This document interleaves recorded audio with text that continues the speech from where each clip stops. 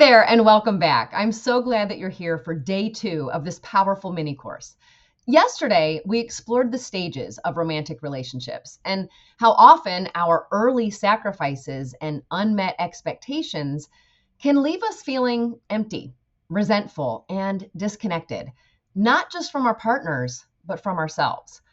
Today, we're going a little deeper.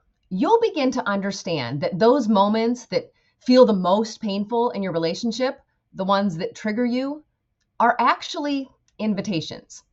Invitations to heal, to grow, to reconnect with the parts of you that have been overlooked or abandoned. The truth is, triggers aren't the enemy. They're just trying to get your attention. We'll also talk about how blame and shame show up in our relationships and what's really happening below the surface. You're going to want to have a notepad handy, so grab that now and let's dive in. If you didn't have a wound or unmet needs, you wouldn't get triggered. If your partner didn't have a wound or unmet needs, they wouldn't trigger. And triggers seem like a negative thing because they don't feel good. But imagine if you couldn't feel physical pain. If you put your hand on a hot surface and your brain didn't tell you that it was hurting you, then you could melt your hand off. Whether we're experiencing physical pain or emotional pain, the messages that the brain receives in those moments are there to help us. Triggers are both opportunities and invitations for personal growth and emotional well-being. They essentially highlight areas where you can bring love and compassion to yourself and your past experiences to ultimately foster connection, healing, and transformation in your life and in your relationships.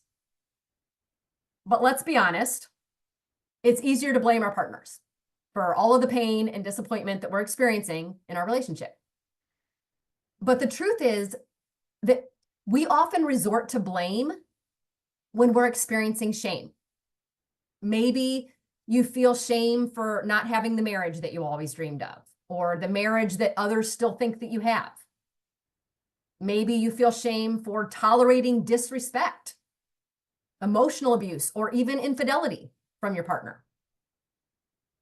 We shame ourselves because we think it will prevent us from repeating those same mistakes in the future. But those feelings of shame are so uncomfortable that we then blame to offload the pain of our shame. Picture your shame like a hot potato. When we don't want to feel the pain of our shame as it comes up, we pass it off to someone else. Blame offers a mild sense of relief, just like getting rid of the hot potato.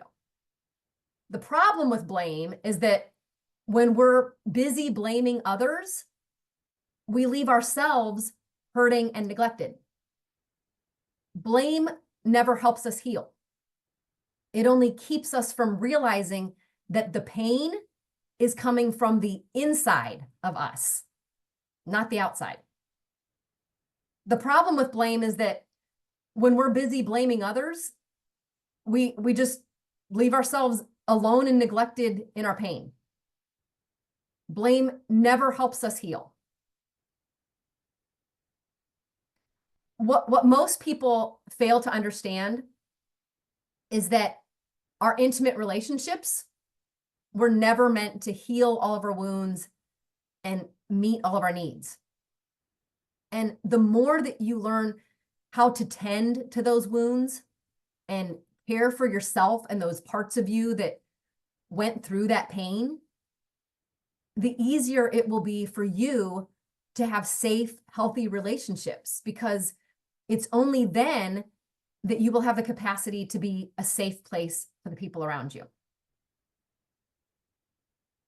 You see, the way that we were parented is often the way that we parent ourselves. If we were shamed for expressing our emotions or behaving in a certain way, then we'll do the same thing to ourselves. But that won't heal the wound we're left with. That won't change the beliefs that we created about ourselves.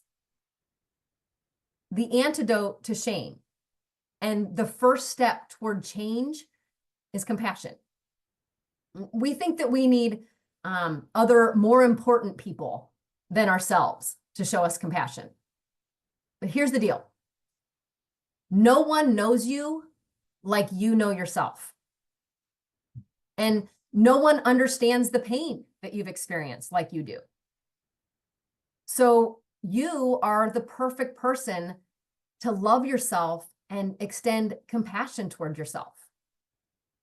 You are the one person who's going to be with yourself for the rest of your life. So learning to depend on yourself will help you to not be so desperate for others to meet your needs. Instead of shaming yourself and hating yourself, you need to have compassion for all of the younger versions of yourself that were doing the best they knew how. If they knew there was another way to get love, they would have chosen it.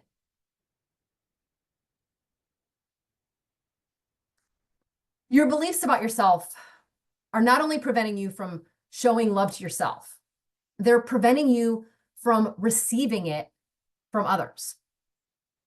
Maybe you've developed some of these beliefs along the way.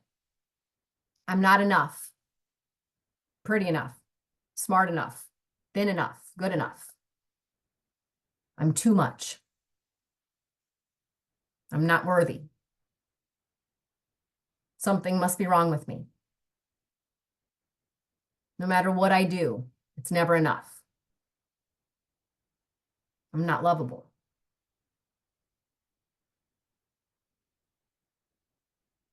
I'd love for a few of you to unmute yourselves and just share what's resonating with you right now. If I may say something, then I felt hearing this, just the last things you shared with us, Michelle, like a shift inside me. And it was from that place where I felt, yes, I need my husband to fulfill my needs and wants, and he doesn't understand me, to the point where like, wow, I'm actually like more empowered now, feeling the opposite of it, that, oh my gosh, this is kind of answer to not feeling so lonely and desperate for attention and needing those affirmation, which all came from being a child. And in my previous exercise, I placed as a little girl that what was missing was affection, and that built that platform for all the relationships to, you know, when they lacked that, I was like miserable and hurt and lonely and felt abandoned and not enough and all the good stuff, right? That's on the list. And this is just this aha moment to take that ownership. And I love that, what you said, like, I'm going to spend the rest of my life with me. So if it's me, then I have that opportunity to create the rest of that future and life. And the blame factor, yes, that was so me. I admit, I was just like, oh, it's my husband's fault. He doesn't hear me. He doesn't understand. He doesn't XYZ. He doesn't respond to my text sometimes. So it's a shift. Like, I love it. So thank you. Thank you for this information.